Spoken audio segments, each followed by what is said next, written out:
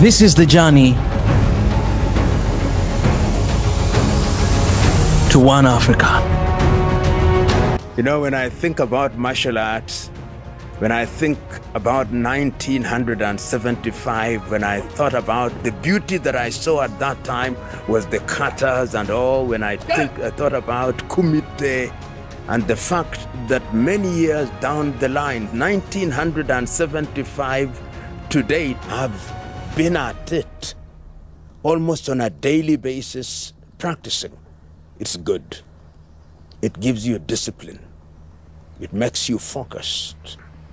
And that, to me, makes martial arts and Niabuntu, our new art, one of the things to be embraced as we go forward.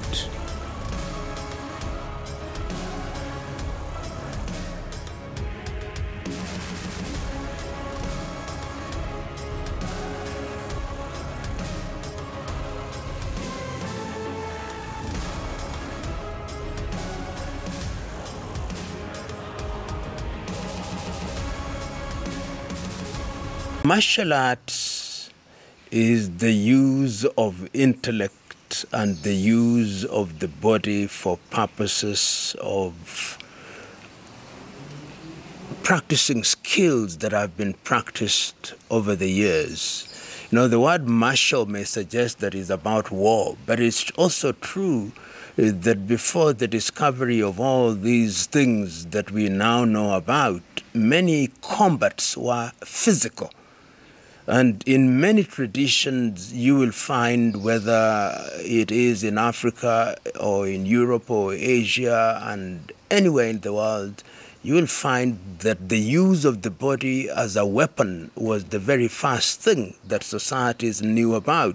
So when we say that it is martial art, it's also art, it's artistic, it's an expression of beauty. So there is an element of beauty. And if you look at the history of martial arts, take for example in the mother continent.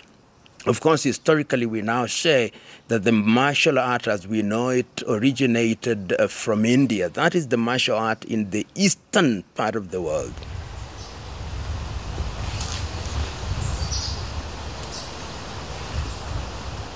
I've practiced martial arts since I was about 12.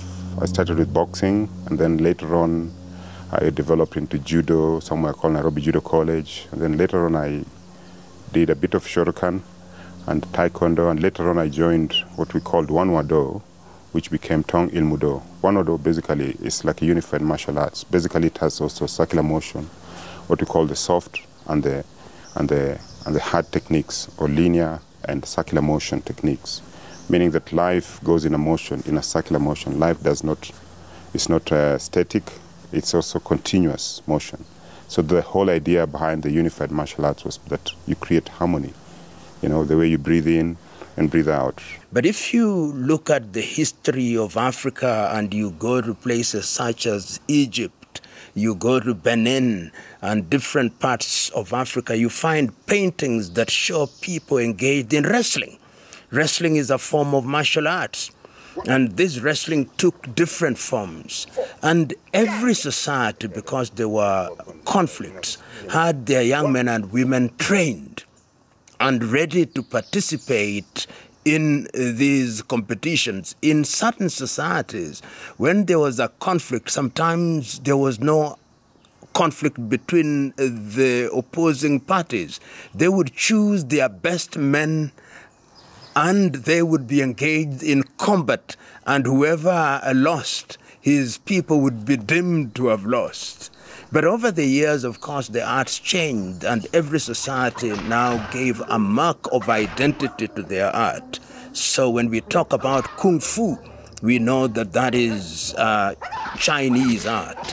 When we talk about karate, that is Japanese art. When we talk about Taekwondo, we know that that is a Korean art. When we talk about Muay Thai, we know that that is a Thai art. We now know, for example, that others have developed Krav Maga, which is the Israeli art, which is deadly and used in combat. From Africa, we had Capoeira, which has now migrated to Brazil and has been given quite some changes in terms of the incorporation of many things. So martial art has grown by leaps and bounds. Boxing is martial art. And there are many people who have ensured that there is a philosophical basis to martial arts. So it's not just about waking up and saying, I'm going to fight. That is martial arts. Martial art is underpinned by deep philosophy. In the recent past, particularly in Kenya, when we were introduced to what we know as martial arts, it was during the 1970s when there were a lot of movies made out of Hong Kong. And that is when individuals such as Bruce Lee then came and were known to the world and spread the gospel of the martial arts with his art Tao of Judoku Nedu, where he says the art of fighting without fighting. So martial arts basically means the arts of taekwondo, judo, karate, kung fu, aikido, jiu-jitsu, hapkido, and all these other types of martial art. Therefore, martial arts basically started traditionally we say martial arts started in India, and through a monk called Bodhidharma. Bodhidharma came into China. He was seeking refuge, and he found a temple, which we call Shaolin. Shaolin Temple basically was a place where monks, Buddhist monks would be.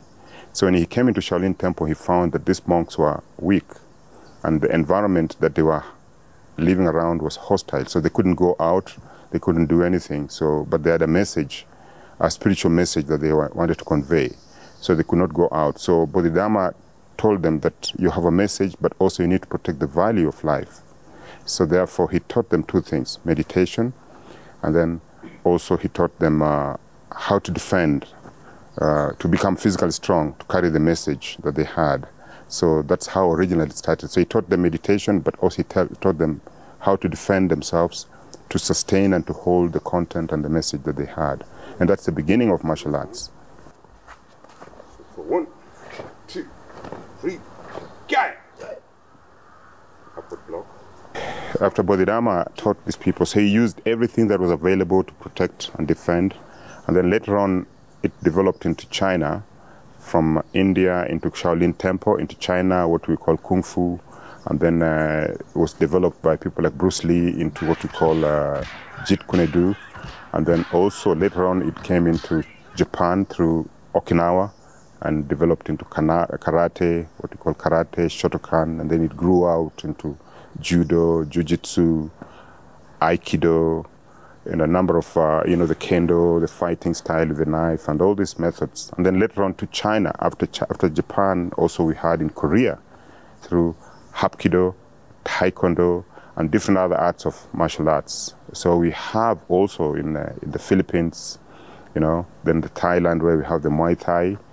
India had something called the Kalit, using the stick, and even also Thailand, Vietnam, the eastern nations or countries practice martial arts. And then from there it went into Europe, and then came into the Americas, and into Africa. So that's how progressively martial arts really got practiced. So there were different types. Each style was started differently with a different purpose. For example, Aikido was called the gentleman's art. So it was practiced in a circular motion. Shotokan was more like, straight punch and low kicks. Taekwondo has high kicks and low punches. And so then the judo was using the force, the weakness of the person, or the weight of the person against them. So that is judo. So the different type of arts, express themselves in different ways, depending on the masters, on the instructors of those days. After practicing for some time, I realized that we needed to find out the African perspective. What is it that Africa does? Africa has anything that really relates to martial arts? So we started researching with a close friend, Professor Lumumba. So we came up with something called the Nia Buntu. Most martial arts has what we call the Do. Do basically is the way, that our life basically is to seek for the way. So the Do in Taekwondo, Aikido, Judo, Tong Ilmu Do. All these doors basically are that we are seeking for the way. That's actually the original way of martial arts, to seek, to find ourselves in the process.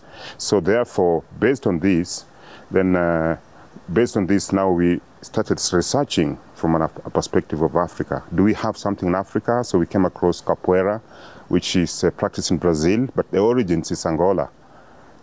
Then we looked at the Dambe in Nigeria, the different aspects of African martial arts, the Zulu, also the way they practice.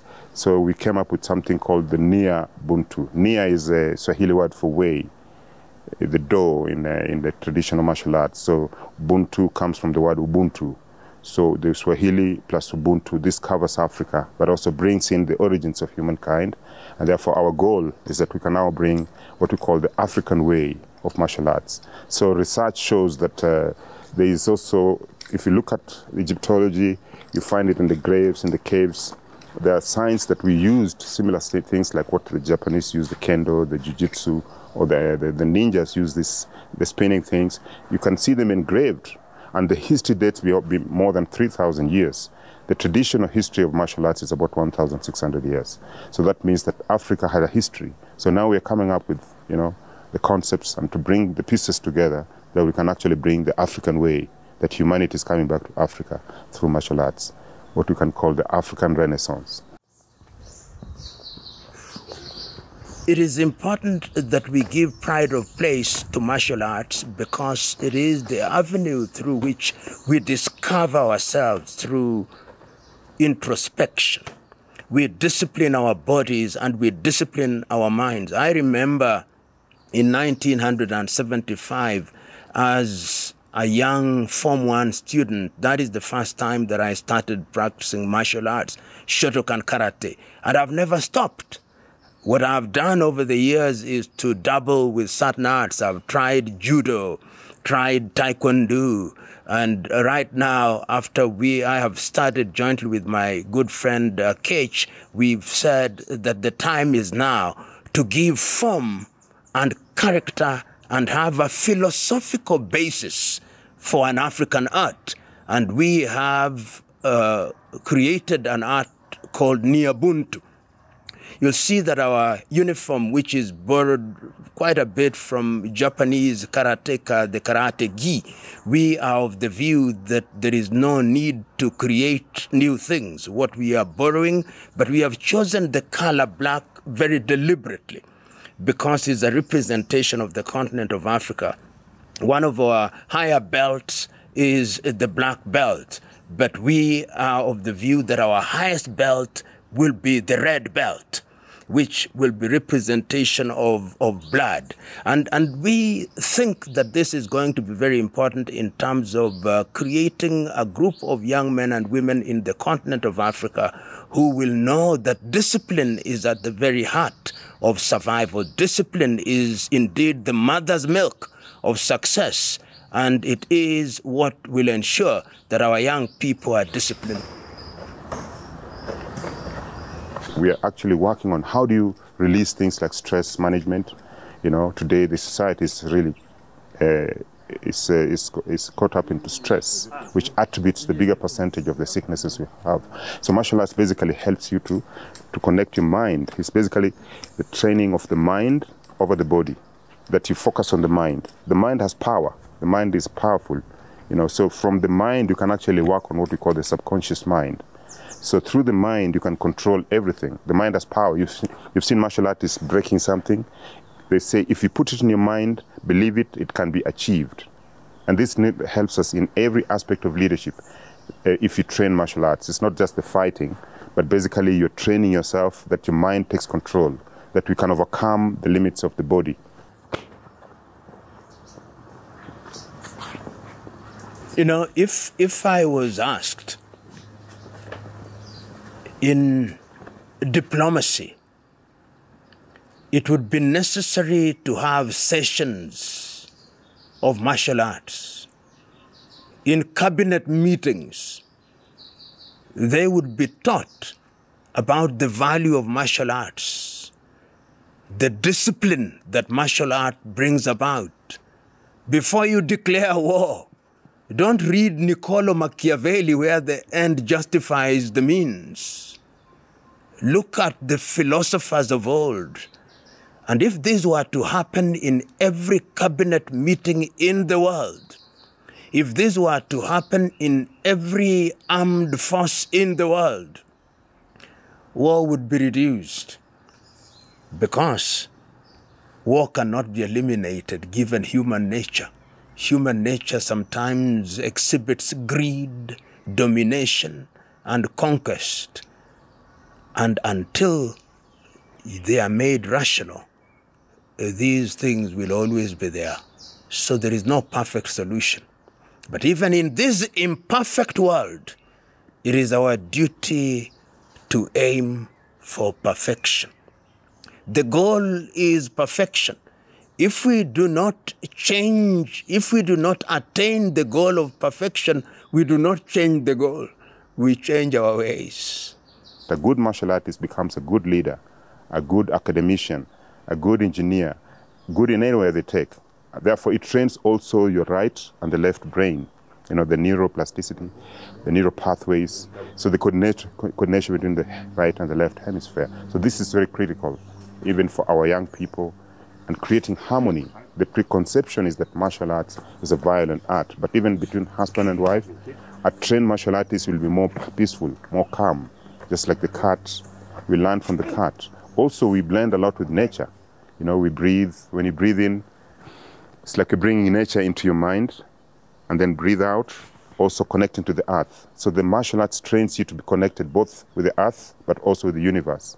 So we become like an electromagnetic being. So these are some of the benefits, a deeper aspect of the benefits of martial arts that sometimes is not explored, that we would like to really explore more and use the African perspective that can bring the world together. 1, 2. When you are a martial artist, you are a peacemaker. When you are a martial artist, you are self-controlled. When you are a martial artist, you are slow to anger. When you are a martial artist, you are discerning. When you are a martial artist, you choose very carefully what you do and what you say. And that is what we want to do with Ubuntu. And I look forward to the day in Africa where after high school, every young man and woman would be required to join organized groupings such as we had in Kenya, like the youth service. They have it in Nigeria, which is mandatory and where Ubuntu is taught. And we are going to do everything within our power to ensure that the gospel of Ubuntu is spread.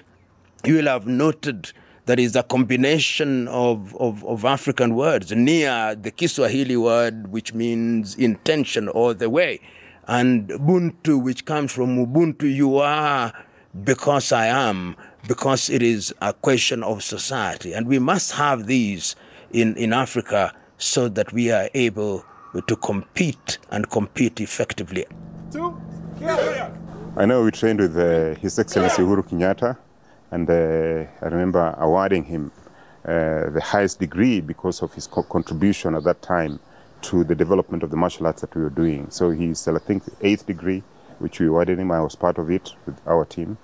And one of the very proficient and also experienced martial artists that I know is Professor Lumumba.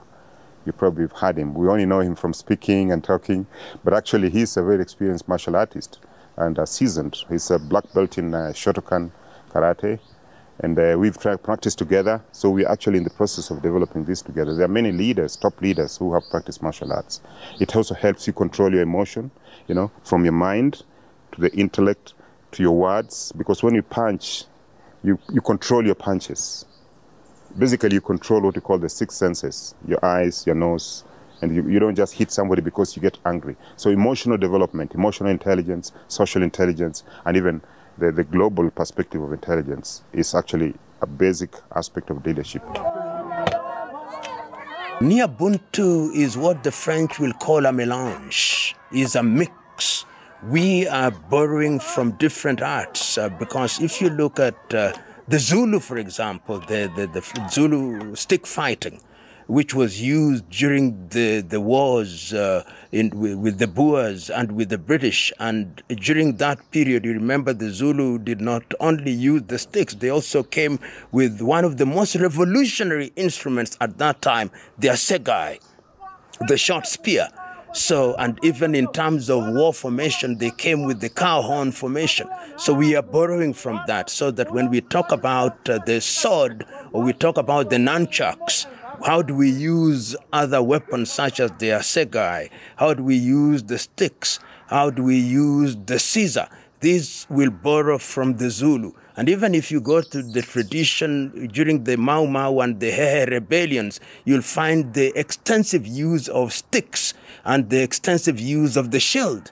These are things that we are borrowing. And of course, capoeira, which incorporated the high kicks. We are also incorporating kicks from Aikido and Taekwondo, the very effective blocks that you find with karate, and from Bruce Lee's Tao Jite Kunedu. So far, what we have realized, if you study the Kemet, the history of the Egyptian history, and going down to the Nubian history, coming down to the Ethiopian history, there's a lot of forms of martial arts that were practiced that actually has not been.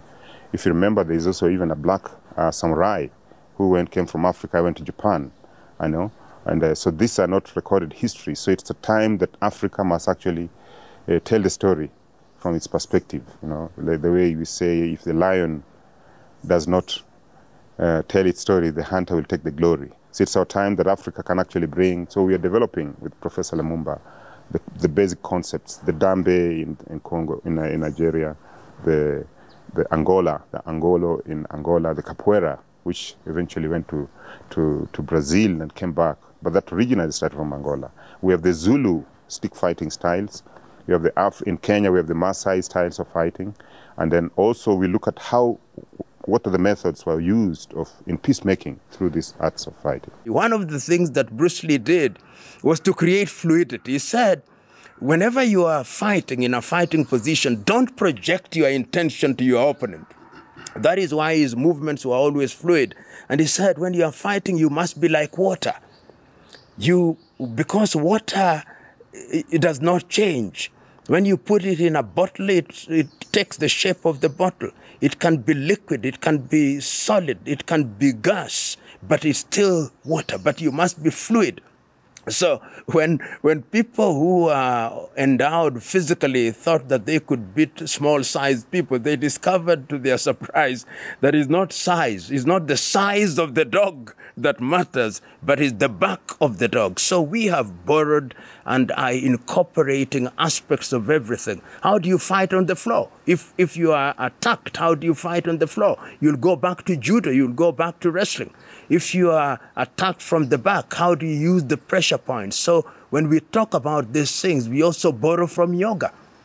What are the body point, the chakra, which if somebody were to touch, then it would paralyze people, because they are points which if somebody touched effectively, then you are finished. So we are doing these things because we hold the view that the world is hostile, and in as much as you want to be polite, the Kiswahili have a saying, amani haiji ila kwa ncha ya upanga. Peace does not come other than from on the edge of the sword. In other words, you must be prepared. And preparedness requires that you are a weapon. As you walk, you are a weapon. When I'm doing my jogging in the morning, I'm alert. I'm carrying my nunchucks, because I know not everybody I meet is always looking with good intentions.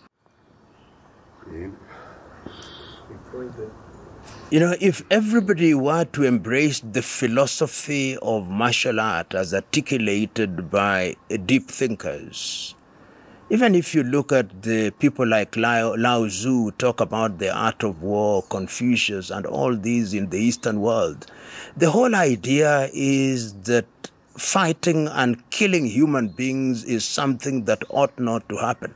But human beings have also demonstrated their capacity to do evil.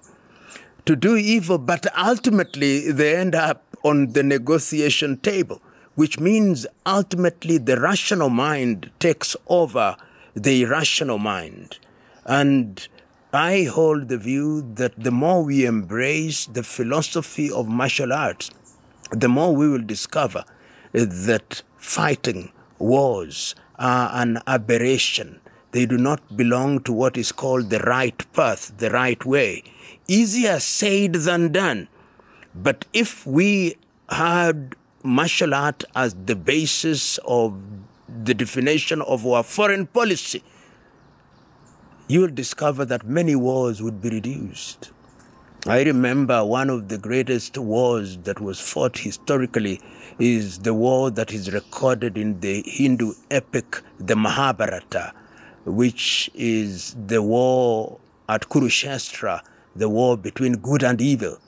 But even before that war started, they sat down and agreed on the laws of war, the law of how to conduct warfare, were negotiated. A general would only fight a general. A soldier on horseback only fights a soldier on horseback.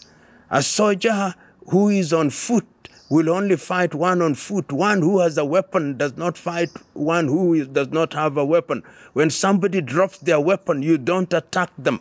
When you are killing people, kill them humanely. This is an oxymoron. You die anyway.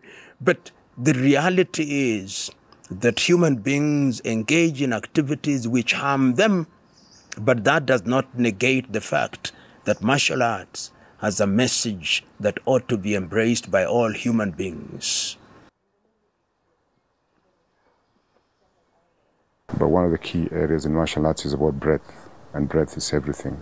And we say that stress attributes to almost 90% of the illnesses that we have.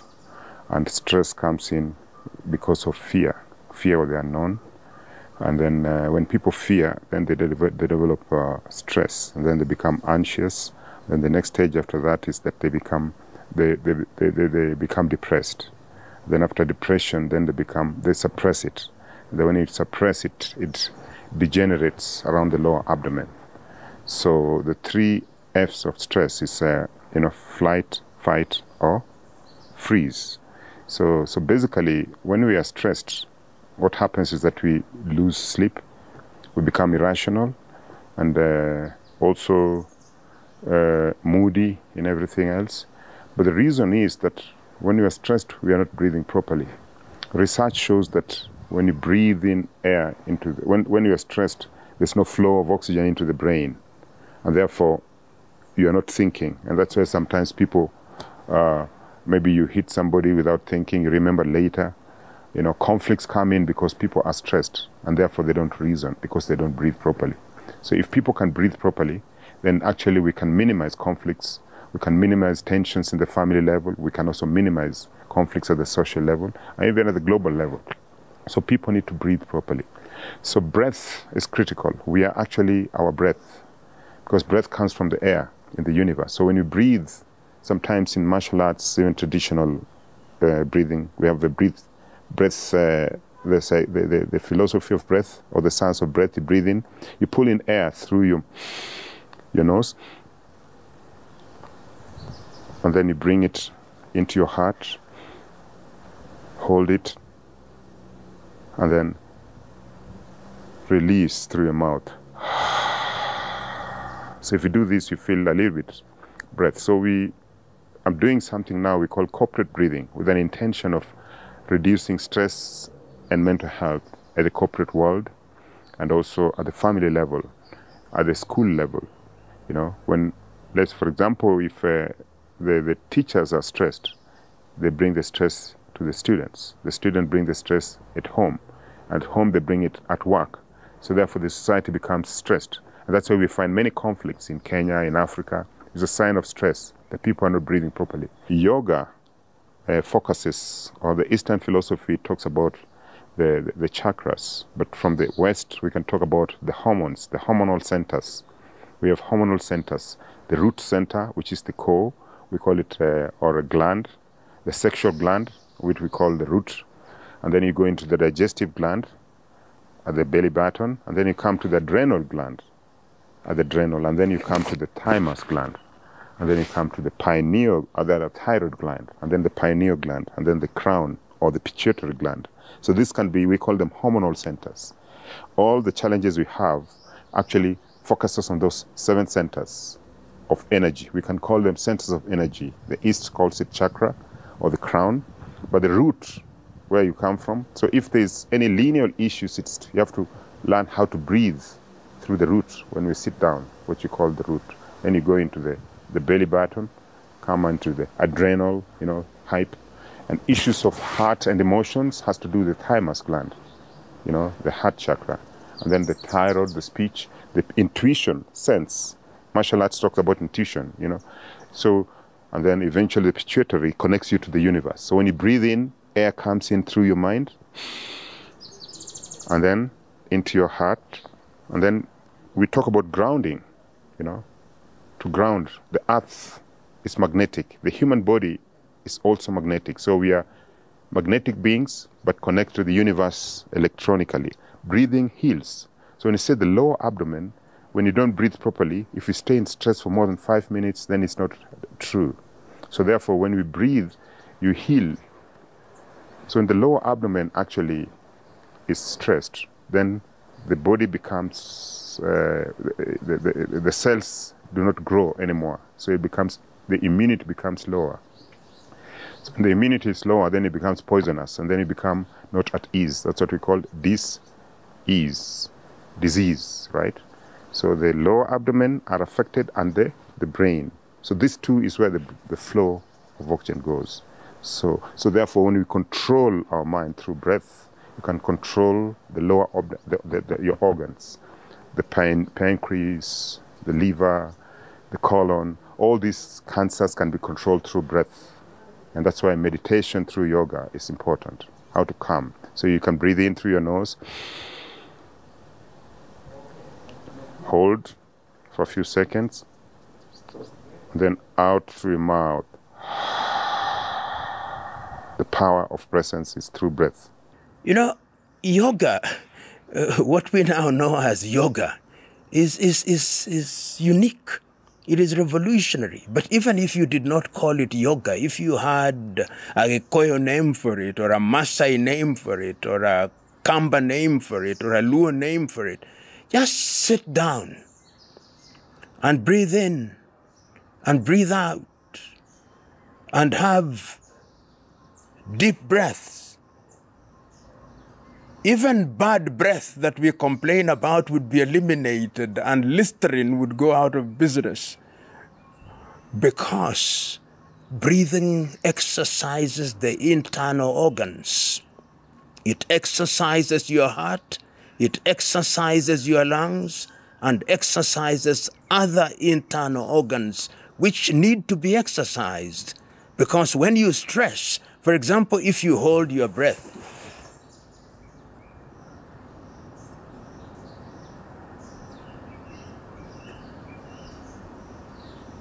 I can go on and on, but I'm stressing my internal organs. And I do that daily.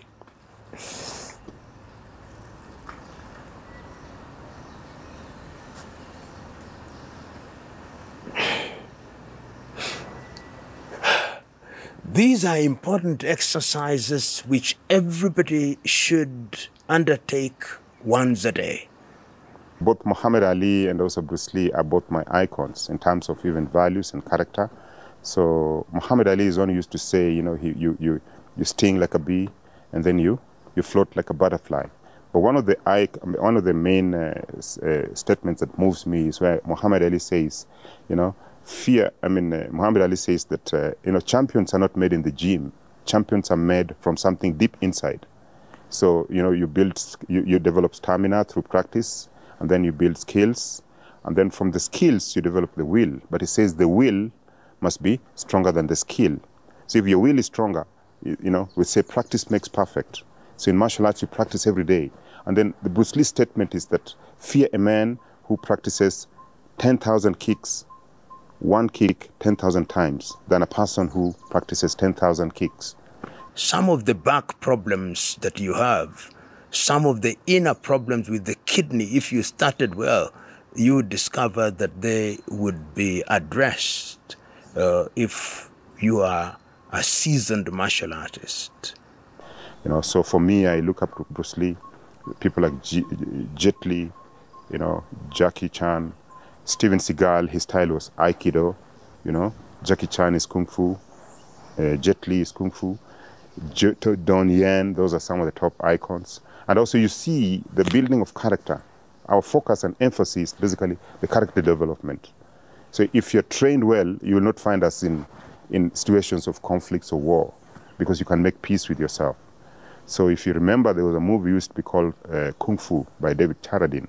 And he says, if you followed it when you were young, maybe this generation may not know, but when we were young, we used to have David Carradine. Carradine says, I mean, they say that the master is one with himself, meaning it's the art of being fluid, to be one with yourself. So I'd like to encourage even that we start training from when you're young. You know, we catch them early. The younger they start training, the better. But it doesn't mean old people cannot. Still, we can train at an old stage, working on things like breathing, the basic breathing, because our life is about breath. Martial arts actually is about breath. How do you control your breath? If you can control your breath, you can control your anger. You can control things like insomnia. You can control stress. You can also heal many diseases through the balance. These are some of the benefits that we have. So I'd like to encourage everybody, beginning with our young people, because this way we can actually go against certain vices like, you know, teenage pregnancies, juvenile crime, drugs and drug abuse. All these factors, that the vices that the society, social vices, can actually be controlled by a martial artist. You'll find that there's less of those challenges in the society through practicing martial arts. So I'd like to encourage parents to take their kids. Currently, we're in the process of working with the Ministry of Education in Kenya to see how this can be part of the curriculum so that it can be practiced and trained, not just for the violence aspect that people think, but for the purposes of self-control, self-discipline, self-esteem, and focus. But ultimately, the whole idea is to ensure that you never fight anybody, that it is only about discipline, it's about knowledge, about expanding the mind, and about being alert. Ultimately, all martial artists are children of the same father and mother in terms of their philosophy. What they do is to use their mind to discipline their bodies for the purpose of the benefit of the society. I think the Chinese, the Koreans, and the Japanese, the Eastern world generally, have contributed immensely to the arts. And you can see how disciplined they are, how polite they are. Even when they are angry, they are polite. It's because of that tradition of martial arts.